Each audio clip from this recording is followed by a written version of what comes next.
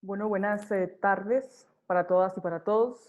Bienvenidas y bienvenidos a este webinar sobre desafíos de la justicia virtual en América Latina, que hace parte de una serie de webinars que hemos organizado varias mujeres que investigamos y somos defensoras de derechos humanos de la región, con el apoyo de varias organizaciones de la región también, y con el propósito de analizar cómo están funcionando y cómo han respondido los sistemas de justicia en América Latina a la COVID-19. Este, que es nuestro último webinar, girará en torno a los desafíos de la justicia virtual en América Latina, y para este webinar en particular nos acompañan tres personas como panelistas en este panel, a quienes les daremos la palabra por un periodo de 8 a 10 minutos inicialmente, y luego tenemos sesiones de preguntas del público. Por eso le pido al público que nos está viendo en este momento que si tiene preguntas nos las haga llegar a través de la herramienta de Q&A que está abajo en el enlace. En esta ocasión tenemos el gusto de tener a tres personas con nosotros. Primero vamos a tener a la intervención de Jaime Arellano, quien es chileno y quien es el director ejecutivo del Centro de Estudios de Justicia de las Américas. En segundo lugar, tenemos el agrado de tener a María Dolores Miño, quien es ecuatoriana y quien es la directora del Observatorio de Derechos y Justicia de Ecuador, ODJ. Y en tercer lugar, tendremos la participación y la intervención de Lilian Arrieta, quien es salvadoreña y quien es investigadora senior del Departamento de Estudios Legales de la Fundación Salvadoreña para el Desarrollo Económico y Social, FUSAES. A ellos tres les damos las gracias por aceptar nuestra invitación en este panel. La metodología del panel, como mencioné al principio, es que vamos a tener, cada uno de ellos va a hacer una intervención entre 8 y 10 minutos. Le pido al público que haga sus preguntas a través del chat y luego tenemos una ronda de preguntas para tener un cierre final. Jaime, con esto te doy la bienvenida, te doy las gracias y te cedo el micrófono. Carolina, muchas gracias a ti por presidir el panel. Un gusto estar con María Dolores y con Lilian, y a DPLF y a la gente de justicia y a las mujeres defensoras de derechos humanos de América Latina por organizar este circuito de paneles o de seminarios. Voy rápido al grano porque sé que tenemos pocos minutos y he hecho correr el cronómetro para acordarme. ¿Qué pasó en América Latina con el estallido de la pandemia? Yo sé que es sabido, pero por sabido no quiero callarlo porque pasaron cosas importantes. Y parto al revés de lo que suele partir la mayoría de la gente. Los mecanismos alternativos de solución de conflictos fueron clausurados apenas se decreta la emergencia sanitaria. Y digo los MASC, y no hablo de los sistemas de los servicios judiciales, porque la mayoría de la gente tiende a pensar que lo que se cerraron fueron los tribunales. Y eso es verdad, eso también se cerró. Pero lo primero que se cierra en términos de el orden en que tratamos de que se solucionen los conflictos de manera adecuada fueron los mecanismos alternativos de resolución de conflictos. Y eso tiene importancia porque tiene que ver también con los grupos vulnerables o vulnerados en sus derechos, a los que tiende a solucionar de mejor manera muchas veces los conflictos que la justicia formal u oficial. Eso fue lo primero. Lo segundo, lo que ya les decía, los servicios judiciales se cierran totalmente. Y entonces, ¿qué es lo que ocurre?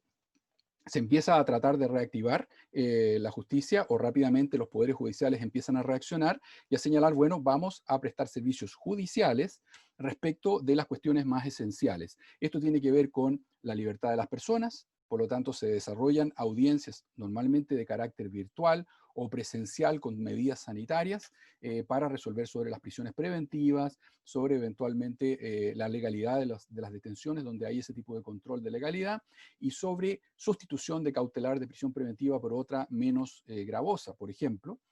Luego, segundo, se dice, se van a atender todos los casos en que hayan sujetos, personas vulnerables o vulnerados en sus derechos. Estamos pensando fundamentalmente en situaciones de familia, niños, niñas, adolescentes. Voy a dejarlo así en grueso, más las cuestiones laborales. Y entonces, nuevamente, en algunos países de América Latina se empiezan a desarrollar las primeras audiencias, no las de juicio, las primeras audiencias, las llamadas preliminares o preparatorias, de modo virtual. ¿Dónde se hace esto? En primer lugar, en los países que tienen una infraestructura de tecnología de información y las comunicaciones, voy a decirlo en grueso, una avenida de Internet, digamos, suficientemente adecuada, y donde existen plataformas como las que estamos usando hoy, Zoom, Meet, Meeting, etcétera, y otras de distinto tipo, y que son utilizadas normalmente para reuniones de negocios, reuniones de trabajo, cosas por el estilo, y que empiezan rápidamente a ser adaptadas para desarrollar audiencias. ¿Cuáles son las audiencias, insisto, que se desarrollan? Aquellas que preceden al juicio, ya sean materias no penales o penales. ¿Por qué? Porque rápidamente, al pensar en el juicio, surge un debate perfectamente razonable, que es: ¿están dadas las condiciones para que exista un debido proceso? Ojo, yo no estoy diciendo que el estándar del debido proceso no esté tampoco, no debe estar también en las audiencias previas o preliminares, pero digo que en general entendemos que donde se da el estándar en toda su magnitud es en el juicio, donde se resuelve la cuestión de fondo. Sigue siendo absolutamente importante una audiencia en que se debate libertad de una persona, por ejemplo. Entonces, ¿qué es lo que ocurre? Hay países donde simplemente no es posible ni siquiera hacer audiencias virtuales previas o preliminares, porque francamente, incluso cuando el Poder Judicial logra hacerse, por ejemplo, de plataformas como Zoom, Meets u otras, resulta que las partes, los operadores, las partes litigantes, no tienen acceso muchas veces a Internet, no tienen computadores, no saben cómo bajar la aplicación, etcétera. Los poderes judiciales empiezan entonces, en muchos casos, a instalar en sus plataformas, o más bien en sus páginas web, informativos y en algunos casos incluso tutoriales para ayudar a los operadores a bajar estas aplicaciones, utilizar los sistemas, etc. También donde se utilizan las plataformas virtuales para desarrollar esta actividad es en la litigación ante las Cortes Superiores, entiéndase apelación y Cortes Supremas, porque en las apelaciones o en las casaciones, que son debates fundamentalmente argumentativos, voy a ponerlo así, donde no hay producción de prueba, entonces hay menos problema para utilizar estas plataformas. Y aún cuando les voy contando esto, y obviamente esto es muy dispar, hay países que avanzan rápido, otros países que no logran despegar con audiencias virtuales por las razones que yo ya les comentaba. Lo que no despega, por lo menos en los primeros meses, son los mecanismos alternativos o mecanismos amistosos de solución de conflictos. Esos, de alguna manera, en la gran mayoría de los países, yo sé que me puedo equivocar cuando hago una regla general, pero en la gran mayoría de los países no despegan. A todos se les olvidan de alguna manera, lo que es muy lamentable. Y entonces, donde están instalados para justamente solucionar conflictos de cierta naturaleza antes de judicializarlos, estamos en este tiempo lamentablemente cayendo en la judicialización de conflictos que pudieron haberse resuelto de mejor manera en los mecanismos amistosos. Estoy pensando en temas de familia, en temas de trabajo, etc. Estoy hablando muy rápido, se me salió lo chileno. A ver si me logran seguir, disculpen, yo hablo chileno, no español, ese es el problema. Entonces, bueno, ocurre eso. Y lo que está ocurriendo en general, por lo tanto, es que los poderes judiciales están haciendo un equilibrio entre acceso a justicia, debido proceso, y por otro lado, están debatiéndose con las normas sanitarias. No digo que sea lo único, pero de alguna manera esos tres círculos concéntricos, ¿cierto?, están luchando por espacio, y de alguna manera donde se cruzan, donde se intersectan esos tres, es donde podemos trabajar, donde respetando las normas sanitarias, respetando, logrando acceso a justicia, además estamos respetando el debido proceso. Y eso es en general lo que se está haciendo. Entonces, pero ¿cuáles son los desafíos entonces que ha enfrentado América Latina frente a esto? Bueno, uno, lo que resulta bastante evidente, y Carolina ayer me decía, no te quedes en el discurso, va más allá, la brecha digital. Pero es evidente que ese es un tema. Segundo, y no puedo dejar de mencionarlo, y siendo yo, qué bueno que así sea, el género minoritario en este panel, la brecha de género, que es un tema que se acrecienta frente a la brecha digital en muchos países. La exclusión de los mecanismos alternativos, de los que les comentaba antes, me parece que es un desafío que se está enfrentando en este momento, un obstáculo para desarrollar justicia virtual de calidad. Las plataformas, que muchas veces no son las adecuadas o no se están pudiendo utilizar adecuadamente, y no voy a ir más lejos porque la verdad es que en todos los mecanismos de solución de conflictos, el grave problema que tenemos, más allá de la pandemia, es que muchas veces los modelos de solución de conflictos no son los adecuados para los conflictos que estamos pretendiendo resolver. Y eso tiene que ver con quienes diseñan estas políticas de solución de conflictos, que muchas veces somos hombres, técnicos, abogados, entre cuatro paredes, sin participación de las otras visiones, sin consultarle a la ciudadanía cuáles son las prioridades, cosas de que Carolina sabe de sobra porque ellos fueron de los primeros impulsores en América Latina en los estudios de necesidades de justicia o de necesidades jurídicas insatisfechas. Voy entonces un poquito a la solucionática, porque los tiempos dan para poco, me queda lo último. ¿Cómo trabajar la brecha digital? No digo que sea lo único, pero uno, hay que obviamente identificar esas brechas. Y esas brechas a veces son nacionales, pero otras veces tienen que ver con lo geográfico y muchas veces tienen que ver con la diferenciación de las personas. ¿Y cómo atacar la solución de esas brechas? Bueno, yo digo estratégicamente porque nuestros países no son capaces de hacerlo de una sola vez y para todo. Pero eso, además de ser estratégico, tiene que ser integrador, y eso significa probablemente que hay que establecer gradualidad. Todo esto, y eso es una política de ceja, pero no me voy a cansar de decirlo, desde la visión del hombre, es que es una perspectiva de género la que hay que instalar también en estas soluciones, en estas priorizaciones, etc. Soluciones nacionales. Alfabetización digital. La mayoría de nuestros países no tenemos una educación en materia digital. El ABC para los que somos mayores y que no nacimos en esta era, el uso útil de las tecnologías digitales para los más jóvenes que nacen prácticamente sabiendo cómo manejar Internet móvil, pero caen rápidamente en el uso, si ustedes quieren, recreativo de la Internet móvil y de la Internet, y no saben todas las herramientas que existen para su educación, para lo profesional, etc. En nuestros países todos saben usar TikTok, etcétera, pero pocos buscan una aplicación, ¿cierto?, que les sirva para estudiar, que les sirva para hacer trabajo, que les sirva para preparar un currículum, para ganarse la vida, etcétera. Regulación de Internet móvil es el otro gran desafío en materia nacional.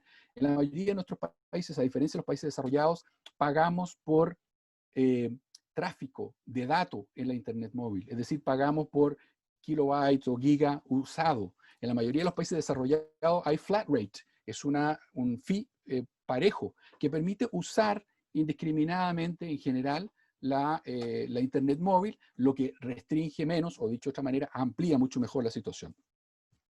Y una broadband móvil, se me está acabando el tiempo, de Wi-Fi, muy importante. Iluminación de las ciudades es el otro gran desafío. El que haya mucho más Wi-Fi público disponible para que la gente pueda acceder. Y luego, portales de autoayuda, videos, podcasts, etcétera, cuestionarios interactivos que permitan en general. Los centros de asistencia jurídica virtual son el otro gran tema. Si tenemos asistencia jurídica hoy en día localizada, centros de asistencia jurídica virtuales, que significa no solo en Internet, sino eventualmente en centros comunitarios. Para vencer el tema geográfico, tengo una villa, una población donde no hay prácticamente Internet, tengo que tener una unidad comunitaria allí que tenga, ¿sí?, servicios de Internet y que tenga monitores móviles, o sea, que tenga laptops que permitan información, iniciar demandas, prestar declaración en un tribunal, en un juicio, presentar la demanda, ser testigo, etc. Y asistencia jurídica virtual móvil incluso, es decir, las zonas rurales es donde si llevamos asistencia jurídica con vehículos, tenemos que llevar oficinas con Internet y todo incluido a ciertas localidades para que por último, algunos días de la semana, esas personas puedan testificar, insisto, presentar las demandas, actuar e interactuar con el sistema de justicia. Lo dejo hasta ahí para no abusar del tiempo. Gracias, Carolina. Muchísimas gracias, Jaime. Gracias por esa visión que nos presentas, que es muy interesante.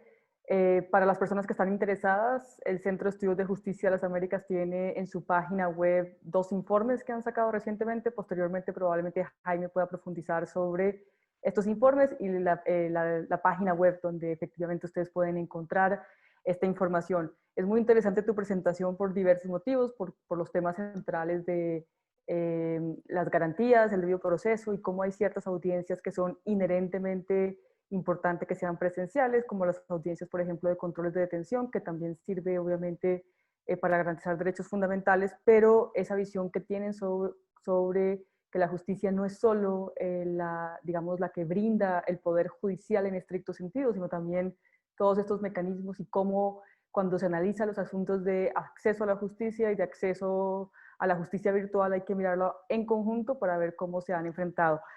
Me quedo, Jaime, también con algunas cosas e ideas que mencionaste para ver si se puede profundizar después, y es, por supuesto, la brecha digital y la brecha de género que mencionaste, pero sería muy interesante también reflexionar sobre cómo la brecha de género y la brecha digital puede estar incrementando en conjunto una reducción del acceso a la justicia de las mujeres, y creo que ustedes sobre eso pueden tener más ideas. Con esto le doy el paso a María Dolores Niño de Ecuador. Gracias, Caro, por la invitación. Ciertamente este es un tema que desde el Observatorio de Derechos y Justicia en Ecuador hemos venido alertando desde prácticamente el inicio de la pandemia. El escenario en Ecuador no es muy alentador en cuanto a la posible implementación rápida de la justicia digital. ¿Por qué es esto? Porque nosotros en el transcurso de estos 2 meses hemos estado conversando con colegas de la región y resulta que hay países donde ya tenían por lo menos un primer acercamiento a lo que era la justicia digital. Entendido esto, por lo menos en 2 aspectos. El aspecto de las audiencias virtuales o a través de plataformas digitales y también el tema de los expedientes digitales. En Ecuador en realidad no ha habido mucho avance en esta materia, si bien se cuenta con un sistema de acceso digital a expedientes. Este sistema es de muy difícil acceso porque básicamente para ustedes poder acceder a un expediente o información como público, por ejemplo, necesitan tener el número del proceso, los apellidos del demandado o de las partes, la cédula, es decir, es una información a la cual el ciudadano común no puede acceder. Y esto es complicado en temas, por ejemplo, de acceso a la información pública, donde muchas veces necesitaríamos la academia, la sociedad civil, acceder a estos productos del trabajo de los jueces a la hora de fiscalizar sus acciones. Entonces, lo único que en realidad debiera este sistema, que nosotros le llamamos el SAGE, pero con todas estas complicaciones de acceso a la ciudadanía que se presentaban. Entonces, cuando se desata la emergencia por coronavirus, como muchos otros países, las actividades del sector público se suspenden y a nivel de la función judicial se habla sobre una suspensión casi total de actividades, salvo para aquellos sectores o servicios judiciales que se consideraban esenciales, por ejemplo, temas de familia, temas penales, delitos flagrantes y también justicia constitucional, y esto después de algunos conflictos que se tuvo entre sociedad civil y el Consejo de la Judicatura, que en un principio consideraba que era incluso necesario suspender la tramitación de garantías de tutelas de derechos como el amparo y que subsistiera solo el habeas corpus. Y en realidad tuvimos que desde sociedad civil hacer algunas gestiones, tanto de cabildeo como ante la Corte Constitucional, para que reviertan esta decisión. Entonces, este fue, creo yo, el primer momento, fue un momento de mucha confusión. Y en estas primeras semanas de la suspensión parcial del servicio de justicia, se empieza a conversar de la necesidad de habilitar las audiencias virtuales. Y es importante decir esto porque parecería ser que el concepto de justicia digital, al menos en las últimas semanas en Ecuador, quedó prácticamente reducido a garantizar o a reaperturar ciertos procesos a la luz de que no se siga saturando el sistema con la activación de plataformas. Nosotros desde el observatorio emitimos un informe ya hace casi 2 meses, donde alertábamos muchas de las cosas de las cuales Jaime nos acaba de hablar hace algún momento. Decíamos en este informe que si bien es la obligación del Estado buscar alguna manera en la cual se pueda seguir impartiendo justicia, porque estamos hablando del derecho humano de acceso a la justicia, que no puede, ustedes saben, suspenderse ni siquiera en situaciones de estado de excepción, pero decíamos, a pesar de esto, al menos en el caso ecuatoriano, resulta prematuro saltar de buenas a primeras a un sistema de audiencias virtuales por algunas razones. ¿Cuáles eran esas razones que nosotros identificamos? La primera, como ya nos decía Jaime hace un momento, el escenario en Ecuador y en muchos países de la región no es igual que en Europa y no es igual en Estados Unidos. Nuestros índices de conectividad son súper bajos. Este no es un problema de mi computador o de mi conexión a internet o del computador o la conexión a internet de judicatura o de las cortes. Este es un problema de la banda ancha que se utiliza en el país. Nuestras bandas anchas no tienen tanta capacidad. Esto es difícil explicarlo para quienes no somos técnicos, pero si ustedes ven informes, por ejemplo, de la CEPAL, se van a dar cuenta que hay cuadros de niveles de capacidad de la banda ancha y Ecuador, por ejemplo, está en uno de los últimos niveles de banda ancha. Eso quiere decir que per se nuestro internet no tiene tanta capacidad. Eso hay que tomar en cuenta. ¿Por qué? Porque esto es generalmente lo que causa el problema del retraso en las comunicaciones, que muchas veces el sistema se caiga. Entonces ya no es un tema ni siquiera de decir, si le das un buen computador al operador judicial, lo va a poder hacer bien, porque tienes este problema estructural que es la banda ancha, por un lado. En segundo lugar, la otra cosa que a nosotros nos preocupaba muchísimo y que lo plasmamos en este informe fue el tema de la falta de conocimiento sobre la utilización de instrumentos digitales, analfabetismo digital que se llama. Este es un problema también estructural y que no se va a solucionar simplemente con poner a disposición tanto del público como de los operadores judiciales un sistema como Zoom, como Skype, etcétera, porque el nivel de desconocimiento enfrentado con la rapidez con la que había que asumir este cambio podía abrir la puerta a que existieran problemas. Y en tercer lugar, la otra cosa que advertimos fue el hecho de que ciertas audiencias, especialmente aquellas de tipo penal, eran prácticamente imposibles de hacerse vía virtual. ¿Por qué? Porque ustedes saben que las audiencias penales, primeramente por los derechos que están en juego en este tipo de audiencias, requieren de un nivel mayor, no solo de la inmediación judicial, sino de ciertos controles. Por ejemplo, cosas que nos preocupaban. ¿Cómo hacemos para garantizar la imparcialidad del juez que está en su casa, que no está con custodia policial, por ejemplo? No sabemos si alguien le está mandando mensajitos a su celular mientras se desarrolla la audiencia. O sea, son preocupaciones legítimas. Luego, ¿qué hacemos, por ejemplo, en el momento que tenemos que contrastar una prueba de la otra parte? Yo les puedo enseñar a ustedes mi marcador en este momento, decirles, este es el marcador con el que se utilizó para matar a fulanito de tal. Ustedes ven que es un marcador negro con tapa azul, pero no pueden efectivamente constatar si efectivamente este marcador es aquel que está dentro del acervo probatorio. Y luego, ciertos documentos. Hay casos súper complejos que tienen unos expedientes grandísimos.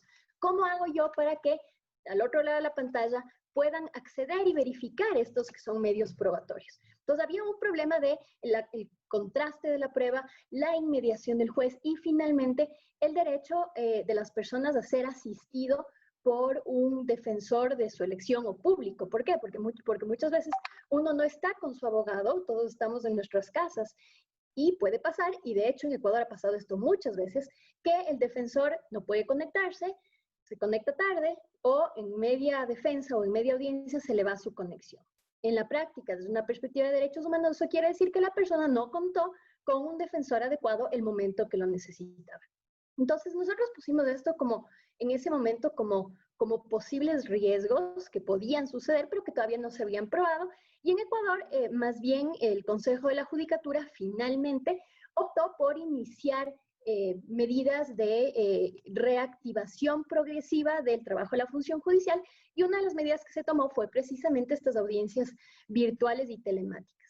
Y muchas de las cosas que nosotros advertimos en nuestro informe y que en su momento fueron criticadas por un sector considerable, tanto de abogados como de operadores judiciales, terminaron haciéndose realidad. ¿Qué es lo que hemos visto? Por ejemplo, en la función judicial se ha activado este mecanismo, un mecanismo de videoconferencias parecido al Zoom que se llama Polycom. Y resulta que el Polycom presenta varios problemas que en realidad nadie nos ha explicado por qué es el problema con el Polycom, pero es el que más dificultad genera. Cuando se implementaron las audiencias, el Consejo tanto la Corte Nacional como el Consejo de la Judicatura mandaron un instructivo para facilitar la conexión, pero que era un instructivo, y hay que decirlo, bastante confuso y bastante inútil a la hora de solucionar los problemas que uno regularmente tiene en estos espacios. Entonces había un acápite, y con algunos colegas nos reíamos porque había algún acápite que decía, si es que a usted le falla la conexión, póngase en contacto con los técnicos de judicatura. Entonces, efectivamente, los colegas que litigan cuando se conectan, tienen problemas de conexión, les llaman al técnico de judicatura y el técnico de judicatura les responde, esto ya no es mi culpa, eso es cuestión de su conexión, ya no se puede hacer nada. Entonces, tenemos y hemos venido reportando muchos casos de abogados que incluso en redes sociales cuentan sus experiencias con el sistema Polycom. Ahora, también un poco ante la falla del Polycom se han activado estos mecanismos de plataformas más de negocios, Zoom, Skype, etcétera, que creo que ha mejorado un poco la experiencia. No se oye tantas críticas con respecto al Zoom o al Skype, pero sí, siempre tienen estas plataformas el riesgo de que no tienen tanta seguridad al momento del ingreso de terceras personas.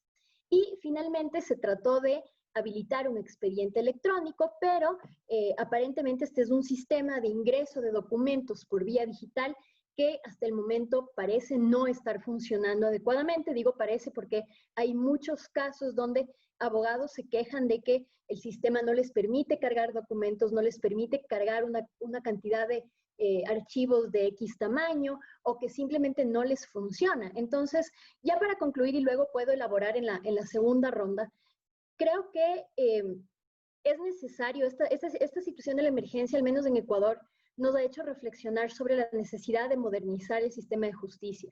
Y en realidad estos temores que nosotros teníamos, especialmente con respecto a las audiencias virtuales, no iban de cara a que esto no se dé nunca, sino más bien a que se dé en un momento cuando hayan las condiciones. En este momento nosotros pensamos, y esto ya está soportado por la evidencia del litigio que se ha venido dando en las últimas semanas, de que todavía no es un sistema que permite garantizar adecuadamente los derechos procesales de las partes.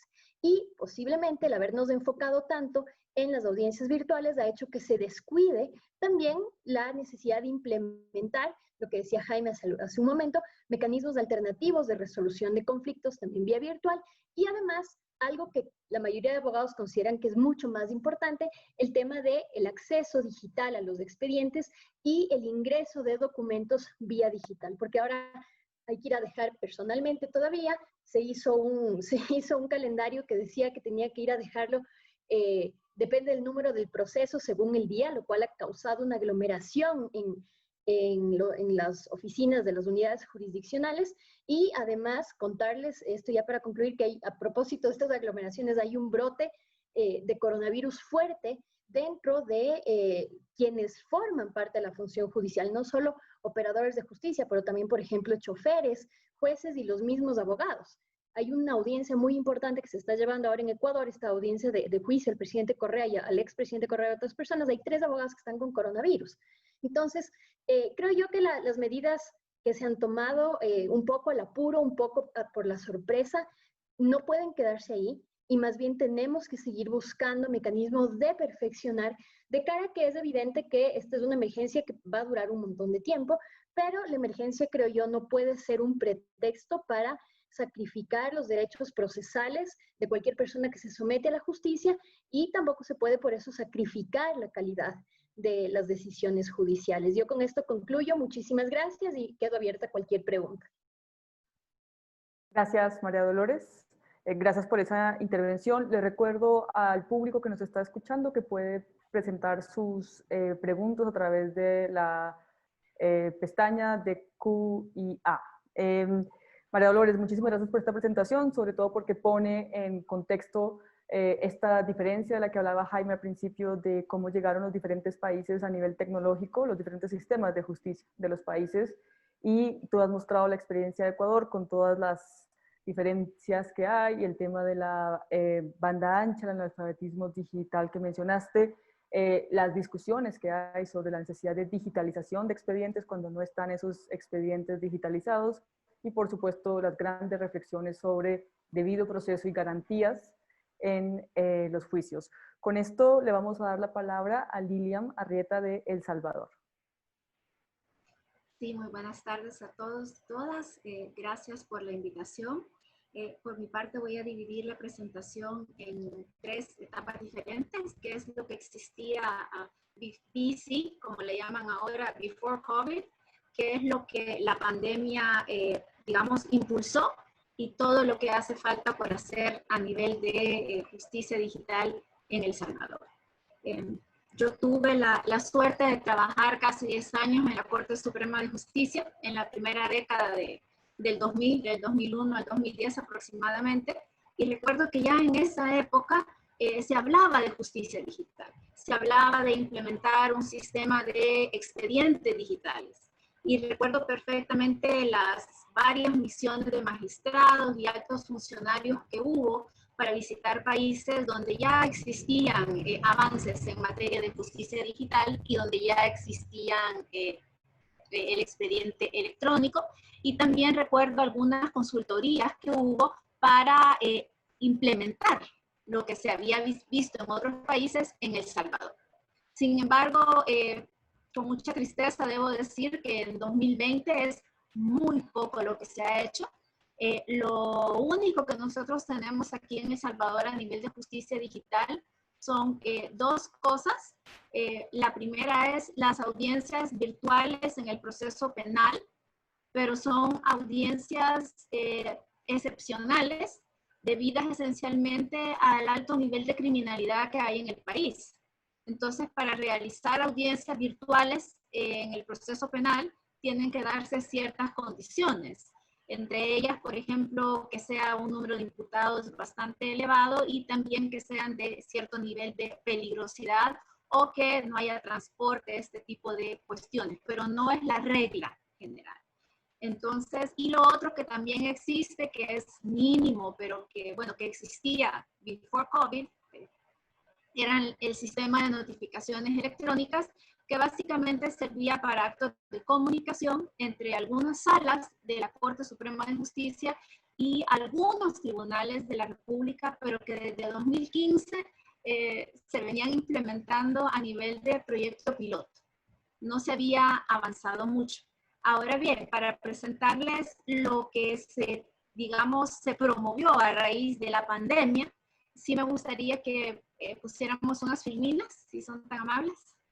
Son 2 filminas muy, muy cortas, pero que tienen información que creo que puede ser importante para... Muchas gracias. Entonces, ¿qué cambios generó la pandemia, ¿no? Como dicen los psicólogos, las crisis pueden destruirnos o pueden transformarnos. Y si bien esto ha sido muy doloroso a nivel de crisis humanitaria, pocos eventos en la historia de la humanidad han impulsado tanto la digitalización como esta pandemia, o por lo menos en El Salvador.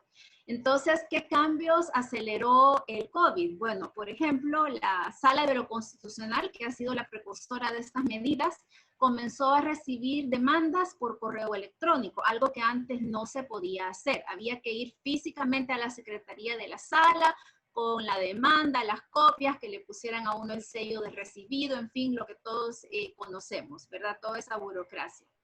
Luego de que la Sala de lo Constitucional habilitara la recepción de demandas por correo electrónico, también los tribunales de lo contencioso administrativo, los tribunales de primera instancia, habilitaron cada uno de ellos un correo electrónico también para recibir demandas por esta vía. Otro de los cambios también ha sido con el sistema de notificaciones electrónicas, que como yo les decía, funcionaba para un número muy, muy, muy reducido de tribunales. Ahora, a través de un acuerdo de corte plena que se da en el mes de mayo, se obliga a absolutamente todos los tribunales del país que tengan los recursos, digamos, tecnológicos para incorporarse al sistema de notificaciones electrónicas, que lo hagan. Actualmente, viendo las cifras recientes, hay entre un 25 y un 30% de tribunales del país que ya están, digamos, realizando y recibiendo actos de notificación y comunicación a través de ese sistema.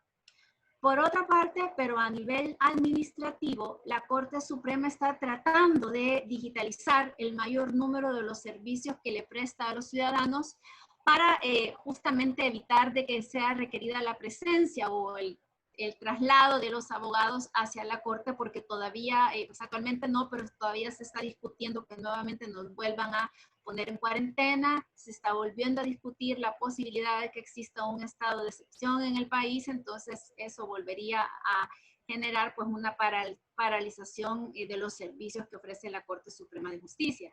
Entonces, entre las cosas, digamos, que hay que mencionar está la creación de un registro digital de abogados, es decir, absolutamente todos los abogados, no solo los que litigan en los tribunales, sino que los abogados como yo, que somos investigadores, tengamos un registro digital, y eso permitiría que accediéramos a algunos servicios que la Corte Suprema está ofreciendo ahora de forma digital en la sección de investigación profesional, por ejemplo, que es la que autoriza y sanciona a los abogados, y también en la sección de notariado, que es, bueno, donde se llevan a cabo todos los trámites relacionados con los notarios y con el libro de protocolo. En materia procesal, el 10 de junio, la Corte Suprema de Justicia presentó un anteproyecto de reformas al Código Procesal Civil y Mercantil para que también en esas jurisdicciones se puedan llevar audiencias virtuales. Yo estuve revisando esa pieza de ley que hoy justamente obtuvo un dictamen favorable de parte de la Comisión de Legislación y Puntos Constitucionales, por lo que podría, digamos, ser aprobada dentro de muy poco. El problema que tiene es que también, para los que queremos ver la digitalización avanzar más rápido, y sobre todo en el sector justicia, es que también plantea las audiencias virtuales como algo extraordinario o excepcional. O sea, deja las audiencias presenciales como algo, como la norma, y las audiencias virtuales solo en aquellos casos en las que las audiencias presenciales no se pudieran realizar, como bajo la presente pandemia. Pero hace una combinación de actos, digamos, virtuales y presenciales, porque si bien las audiencias se podrían llevar a cabo de forma virtual, exige, por ejemplo, que la presentación de documentos siempre sea de forma presencial, ¿verdad? Entonces, estos son los elementos que la pandemia ha, digamos, impulsado en El Salvador a nivel de justicia, de digitalización de la justicia, algunos aspectos administrativos, otros procesales, pero bueno, hemos visto avances. Si me hacen el favor de pasar a la siguiente filmina, ahí podemos ir cerrando para ver qué es lo que hace falta para digitalizar la justicia en El Salvador. Pues tendría que decir que mucho, porque nosotros, a diferencia de otros países, pues no hemos tenido más que el ensayo en el proceso penal, y no ha habido un suficiente número de audiencias para, digamos, emitir o elaborar, digamos, indicadores o, digamos, un FODA de qué es lo que funciona y lo que no, fortalezas, debilidades, pero lo primero es que hacen falta aspectos legales. El artículo 182 de la Constitución de El Salvador habilita a la Corte Suprema de Justicia para que tome todas las medidas que considere necesarias para administrar pronta y cumplida justicia. Pero como todos sabemos, en los procesos es necesario que los actos estén regulados, ¿verdad? Para que los jueces no se los inventen por materia de seguridad jurídica, entre otras. Entonces necesitaríamos leyes que regulen los procesos digitales, el tema del expediente digital, ¿verdad? El tema de las audiencias, todos los problemas que lo comentaba hace un momento que ocurren en Ecuador, ¿verdad? Cómo solucionar esos problemas. Y también en El Salvador debo decir que no contamos con una ley de protección de datos personales general.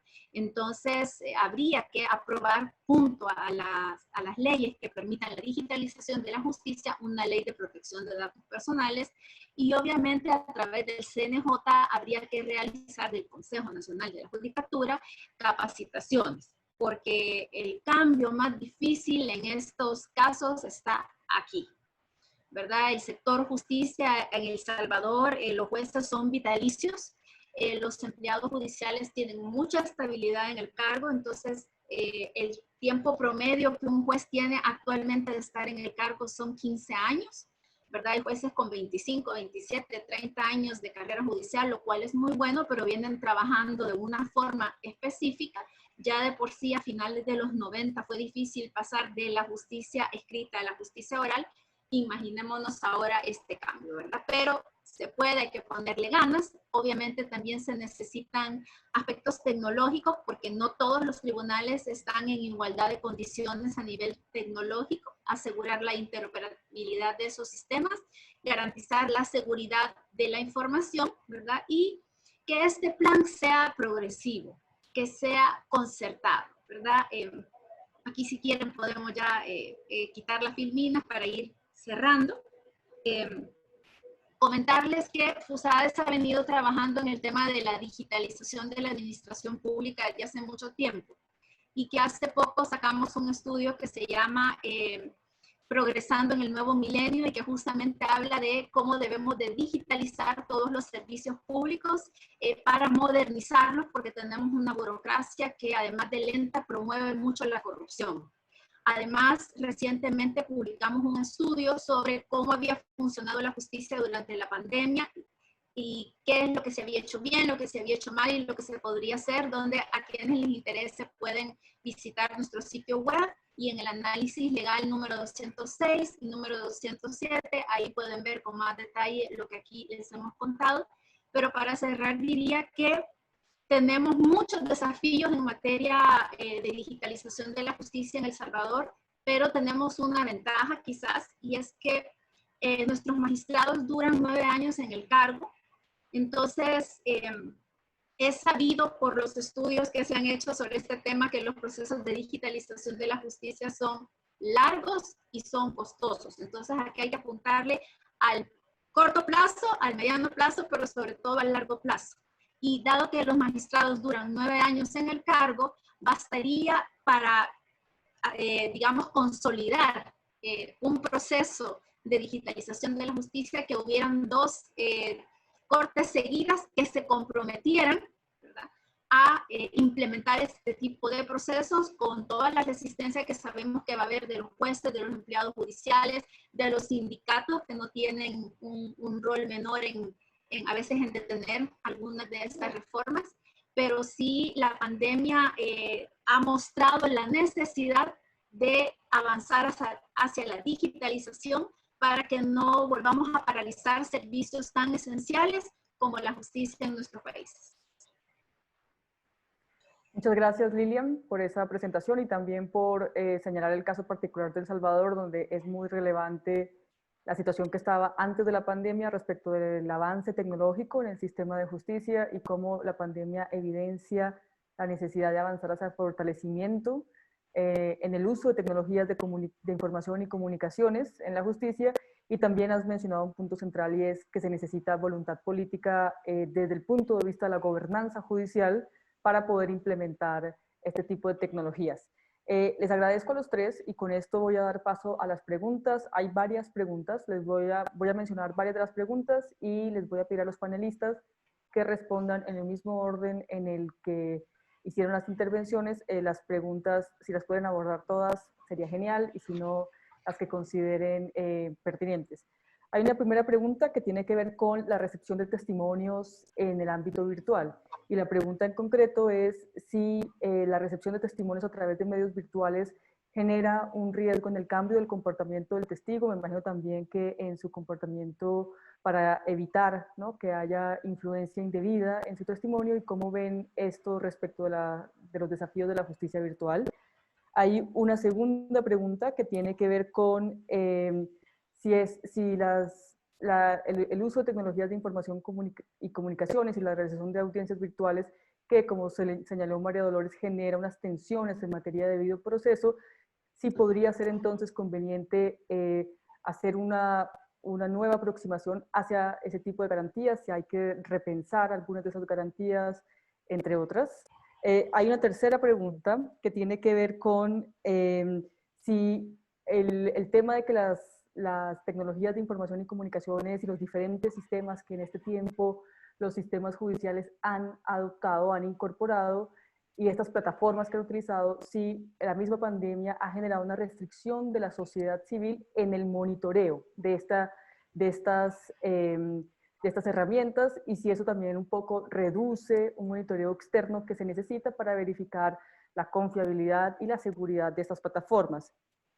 Con esas preguntas yo agrego una adicional que tiene que ver con, si todas han mencionado de alguna manera la brecha digital, y lo que yo quisiera preguntarles es si digamos, la brecha digital también puede incrementar las debilidades en el acceso a la justicia de las mujeres. Entonces, sé que son muchos temas y muchas preguntas. Le doy la palabra primero a Jaime. Muchas preguntas. Voy a partir por compartir un segundo la pantalla para decirles a propósito de lo que señalaba Carolina, la página web nuestra, www.cejamericas.org, y ahí ustedes pueden buscar las últimas publicaciones de Ceja, y entre ellas están el reporte de Ceja sobre el estado de la justicia en América Latina, que habla un poco de lo que planteaba yo al principio. Es un panorama a mayo de lo que estaba pasando, pero probablemente más adelante tengamos espacio para actualizarlo, y un documento de trabajo que sacamos hace poquito tiempo atrás, que es sobre tecnología, proceso penal, audiencia y juicio oral. Ahí nos enfocamos específicamente en los temas, en los temas penales. Todo eso se encuentra en la página de Ceja. Haciéndome cargo de las preguntas, Carolina. Uno, el tema de testigos. Bueno, tiene que ver con el debido proceso. La gran mayoría de los abogados defensores en América Latina, creo que con razón, han planteado que, por un lado, quieren que se desarrollen las audiencias previas a juicio en materias penales, por ejemplo, para resolver los temas de libertad de las personas, prisión preventiva, legalidad del control, de legalidad de la detención, etcétera, más o menos de acuerdo en desarrollar juicios abreviados sobre plataformas electrónicas, en el entendido que los abreviados o procesos abreviados en general suponen que se da por correctan, por satisfecha, digamos, la prueba fáctica por parte de la Fiscalía, y por lo tanto lo que hay es un debate fundamentalmente de carácter jurídico, que es lo que decimos en nuestro paper, que la mayoría de los debates jurídicos o los debates que no son fácticos son relativamente posibles de desarrollar. Pero ¿qué pasa con los testigos? Y los defensores dicen, miren, el problema que tenemos acá es poder desarrollar realmente el contraexamen, por ejemplo, y por lo tanto confrontar la prueba de la parte contraria, sea de cargo o de defensa. He visto juicios en sistemas más bien mixtos, en que incluso los testigos estaban declarando con la mascarilla puesta. Entonces uno dice, bueno, ¿y cómo hay certeza sobre aquello? Ojo, yo soy partidario del uso de tecnologías, pero igual que soy partidario del uso de tecnologías, como les decía, entiendo que hay que respetar los principios y estándares de los sistemas que tanto nos ha costado instalar. Y entre ellos está el derecho a la defensa, el de la posibilidad de confrontar, etc. Entonces, ¿hay dificultades para eso? Sí. ¿Se puede trabajar sobre aquello? Yo creo que sí.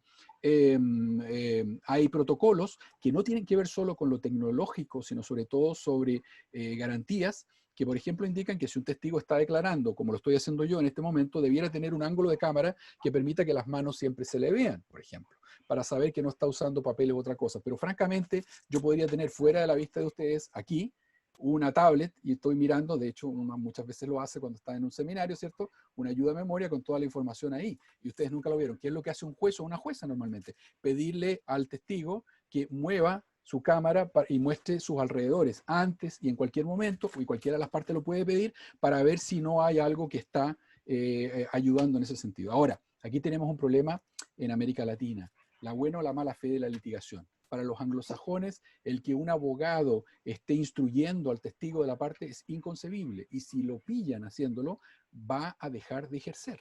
Entonces, el tema de la buena fe y de las sanciones por la litigación de mala fe, debiéramos revisarlas. Justicia digital. Lo que ocurre es que la justicia digital va más allá de la justicia virtual de la que estamos hablando ahora. Justicia digital significa un cambio también de mentalidad, como dice Susskind, significa no solo acelerar los procesos, hacerlos más eficientes, sino ojalá reformar la justicia. Justicia digital significa pensar en ROC, en resolución online de conflictos, que significa utilizar otras maneras de solucionar los conflictos posibles. Transparencia.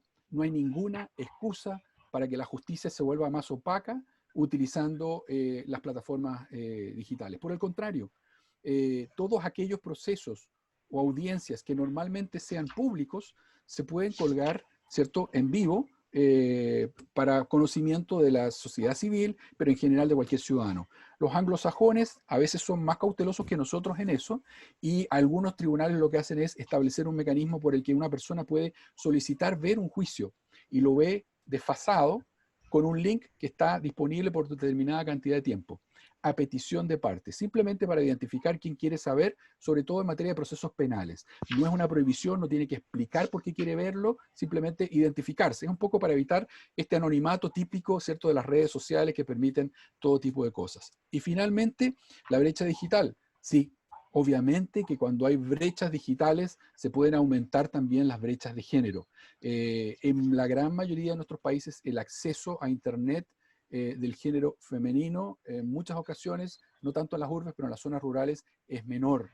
Y la digitalización o la alfabetización digital de mujeres o de minorías étnicas o de otro tipo también eventualmente se ven golpeadas con mucho más fuerza que el hombre o el género predominante o el grupo social predominante. Es decir, las desigualdades también se pueden profundizar, y lo hemos visto en este tiempo, de manera que hay que siempre intencionadamente diseñar nuestras políticas de digitalización con una perspectiva de género, con una perspectiva de grupos vulnerables o vulnerados, etc.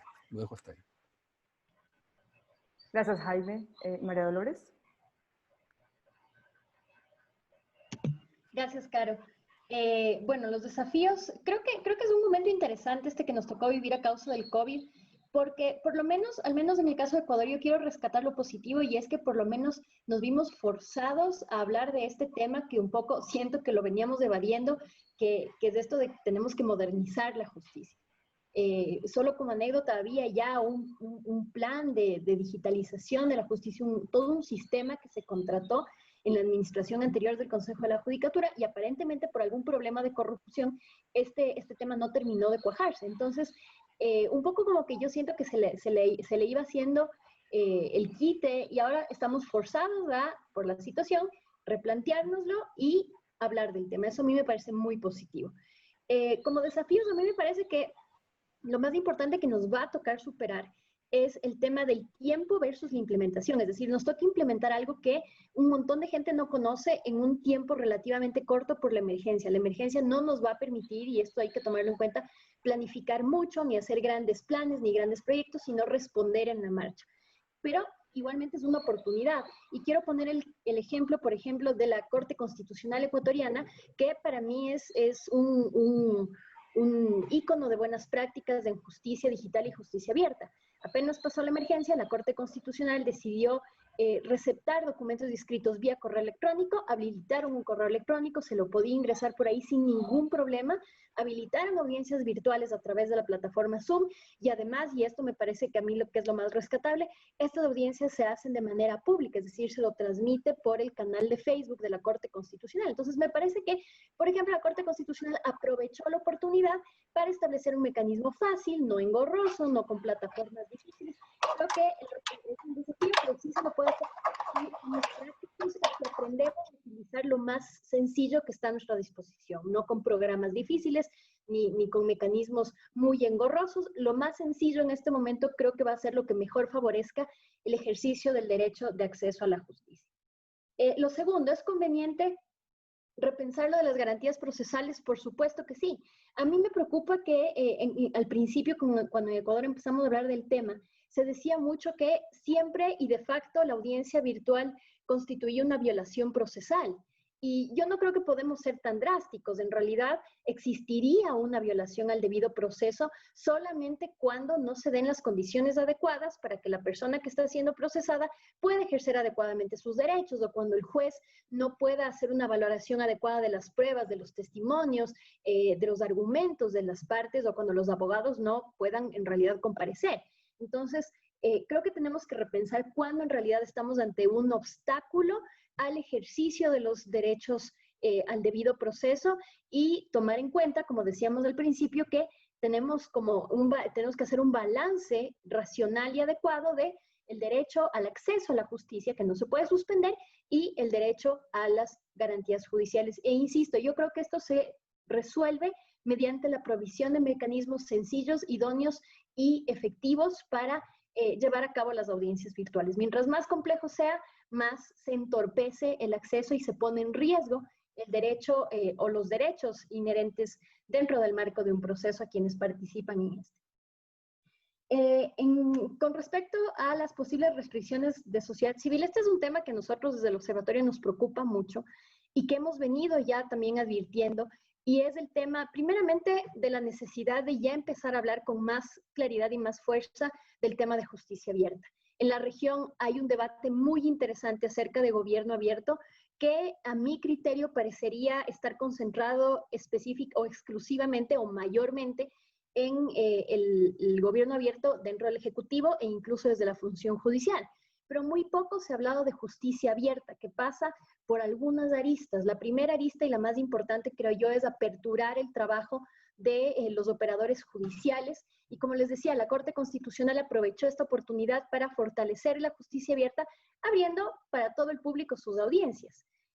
Nos sorprende que en Ecuador, por ejemplo, la Corte Nacional de Justicia, que en este momento está ventilando las mega causas de casos de corrupción que involucran a altos miembros del anterior gobierno, no haga lo mismo, a pesar de que se lo ha pedido.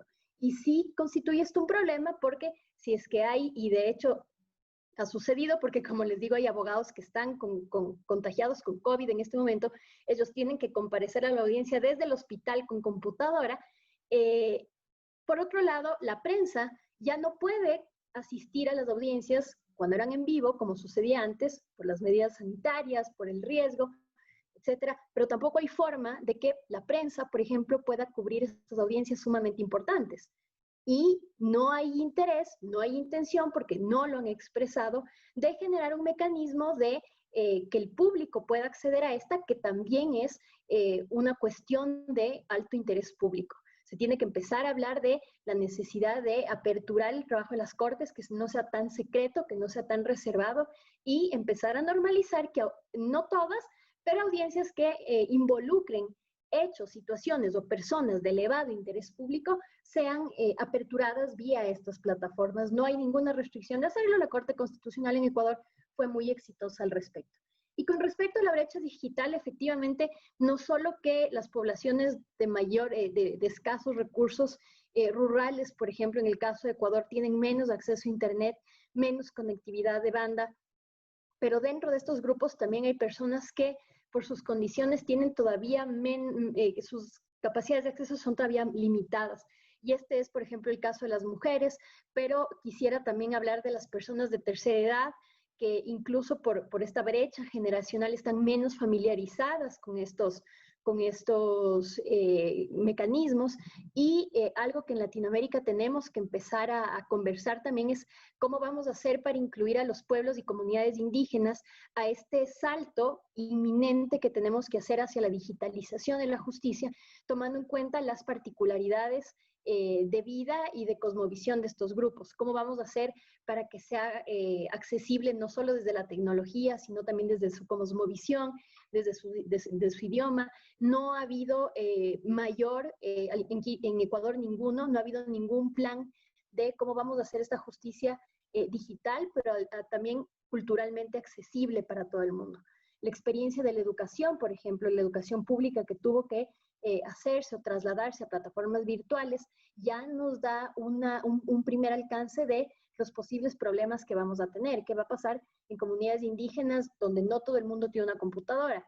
¿Qué va a pasar en comunidades indígenas donde no se habla el castellano? Donde estas plataformas que incluso a veces requieren no solo manejo del idioma español, sino también del inglés, si eso no será un impedimento. Entonces, claro que en este momento, con toda la emergencia, es muy difícil encontrar soluciones a todo esto, pero sí creo que es importante, y por eso agradezco el espacio, es importante que empecemos a conversar de esto. Y conversar de los posibles problemas no quiere decir en ningún momento oponerse a esta modernización, sino asumir la modernización con los posibles riesgos de cara precisamente a tomar medidas para que estos riesgos, a la postre, no se conviertan en obstáculos para que todos los usuarios de justicia puedan efectivamente hacer valer sus derechos. Muchas gracias, María Dolores. Lilian, ¿tienes la palabra? Sí, bueno, creo que María Dolores ha entrado en un nivel de detalle en el que no voy a entrar para no repetir, pero sí creo que la gran interrogante o el gran desafío que tiene la justicia digital es cómo garantizar el debido proceso, ¿verdad? Eso es el quid. Y aquí ya después podemos hablar del detalle, que si el juez, que si el testigo, que si el defensor está a la par o no del imputado, en fin. Pero recientemente yo recuerdo haber escuchado un webinar en el que habían participado varios jueces mexicanos y el defensor, el relator especial de Naciones Unidas para la libertad, para la independencia de magistrados y abogados, Diego García Sayán, y a su juicio él decía que es totalmente compatible, ¿verdad?, un sistema de justicia digital con el debido proceso. Simplemente que hay que ir adaptando, obviamente, los actos procesales de tal forma de que, como han dicho tanto Jaime como María Dolores, que se garanticen los derechos, sobre todo del imputado y la independencia judicial, ¿verdad? Entonces, eso con relación a la pregunta 1 y a la pregunta 2. Con relación a las restricciones que puedan haber en materia de monitoreo ciudadano. Hemos visto que durante la pandemia el acceso a la información, sobre todo en El Salvador, dejó de funcionar. Y eso, las diferentes instituciones públicas también dejaron de actualizar sus plataformas y dejaron de actualizar la información oficiosa. Entonces, los jueces de paz, por ejemplo, siguieron realizando las audiencias iniciales porque esas están sujetas a plazos constitucionales y por lo tanto no podían suspenderlas, pero no pudieron ser públicas porque obviamente había restricción de participación por el mismo problema de la enfermedad. Perdonen que me distraje, pero ustedes saben que en la actualidad, todos, no sé si escuchan el camión que va pasando, pero ya terminó de pasar. Así que es parte del folclore de América Latina y de lo que nos pasa en estas plataformas, ¿verdad? Cuando no es el perrito, es el vendedor que pasa. Así que mis disculpas por este imprevisto.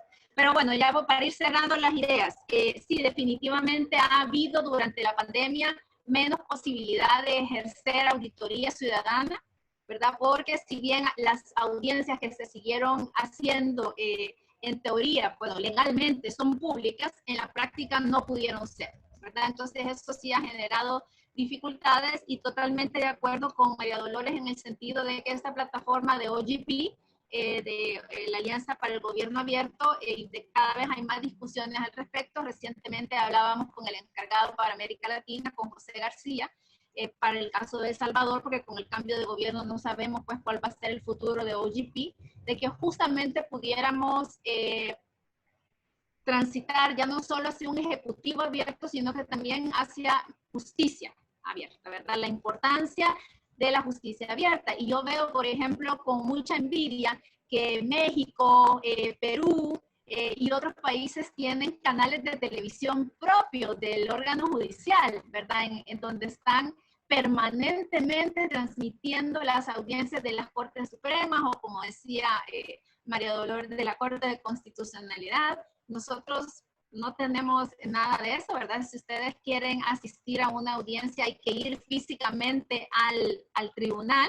Entonces, cuando en el momento en el que se quiera pasar hacia una justicia virtual, había que hacerlo, tal como explicó Jaime, ¿verdad? Abierto al público, con las condiciones necesarias para que no nos pase como nos ha pasado con los primeros las primeras conferencias Zoom que tuvimos, que fueron hackeadas de diferentes formas, ¿verdad? Entonces, ¿cómo garantizar la seguridad de la justicia, no solo desde el debido proceso, sino que desde el aspecto tecnológico para mantener la publicidad también de los actos? Y miren, no voy a agregar mucho sobre brecha de género y brecha digital porque si bien los números pueden variar un poco de un país al otro, obviamente Chile y Costa Rica generalmente salen muy bien evaluados. El Salvador tiene una brecha digital bastante amplia y obviamente en materia de acceso a Internet, las mujeres siempre estamos un poco más atrás. Y también otro tema que habría que abordar para todos los grupos es el analfabetismo digital, ¿verdad? Entonces, este es un tema también que hay que tratar si queremos avanzar en materia de digitalización de la justicia, para que todo el mundo comprenda a qué se está sometiendo, lo que implica, cómo funciona y pueda hacer uso de todos sus derechos a través de estas plataformas que la tecnología pone a nuestra disposición, sin tener que sacrificar nada y sin tener que sacrificar derechos y participando con pleno conocimiento de lo que eso implica. Muchas gracias, Lilian. Les doy las gracias a Jaime, a María Dolores y a Lilian por su participación en este webinar y también por todos sus aportes. Me quedo con unas ideas finales a partir de lo que se ha conversado en este webinar. La primera es que es necesario seguir reflexionando sobre el impacto de la justicia virtual y cómo debemos tener discusiones y conversaciones más concretas sobre la afectación o no a garantías de debido proceso por temas, por audiencias, por materias, entre otras. Lo segundo es que en todo caso los sistemas de justicia deben avanzar hacia fortalecer el uso de tecnologías de información y comunicaciones y por supuesto, digamos, hacia una justicia más digital. Tercero, creo que hay una conclusión también y es que tenemos que reflexionar sobre el impacto real de la brecha digital en el acceso a la justicia y cómo esta brecha digital puede generar, puede incrementar la falta de acceso a la justicia en determinadas poblaciones o en poblaciones que tienen situaciones de vulnerabilidad. Y un tema importante que todos han abordado es el asunto del analfabetismo digital. Cuarto, hay una necesidad de fortalecer la rendición de cuentas en el sistema de justicia de nuestros países, que en medio de esta pandemia se hace más evidente, y la rendición de cuentas es general, es sobre las plataformas tecnológicas que están utilizando, sobre las medidas internas de bioseguridad que están implementando, sobre por qué hay o no cierres a audiencias, porque hay publicidad o no, entre otras. Y finalmente, creo que hay una pregunta general sobre la transparencia y la publicidad, pero particularmente la transparencia también en la toma de decisiones que han llevado. Dada la situación de COVID-19 en esta región, estos temas siguen siendo muy trascendentales y es importante que sigamos abordando y reflexionando sobre estos. Con esto cierro este webinar. Le doy las gracias a nuestros invitados y también a las personas que han participado en este webinar, y les quiero avisar que el video de este webinar estará disponible en YouTube, en el canal de la Fundación para el Debido Proceso Legal, y también será disponible en redes sociales. Muchas gracias. Buenas tardes.